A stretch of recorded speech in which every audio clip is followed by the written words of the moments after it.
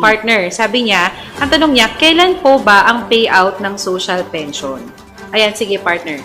Kamakailan lang ay pumirma na ang DSWD at National Commission of Senior Citizen o NCSC ng Memorandum of Agreement kung saan formal na ipinasa ang mga aktibidad pati na rin ang pondo sa pagpapatupad ng assistance para sa mga senior citizens. Kaya't kung kayo ay may katanungan at concern tungkol sa mga programa para sa seniors, maaari po kayong makipag-ugnayan sa Office of the Senior Citizens Affairs o OSCA sa inyong LGU o sa National Commission of Senior Citizens. Alam mo partner, ito kasing, di ba, pension para doon sa mga senior citizens.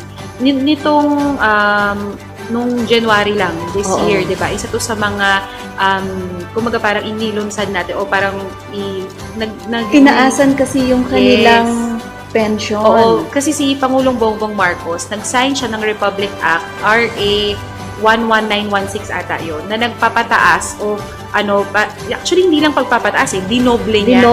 Dinoble niya kasi from 500 to 1,000. Yes, dati kasi ang social pension na natatanggap ng ating mga senior citizens na indigent senior citizens o yung mga mahihirap natin ng mga senior citizens, 500 pesos lang kada buwan.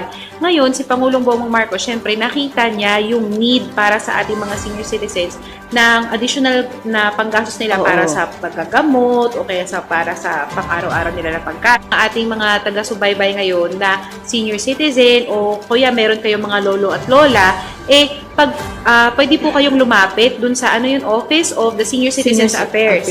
Oo, sa inyo yung mga lokal na pamahalaan sa LGU ninyo. Pumunta lang po kayo doon para malaman kung paano po kayo maka-avail at ano yung mga requirements. Meron din yan sa barangay level, partner. Meron ding OSCA office doon.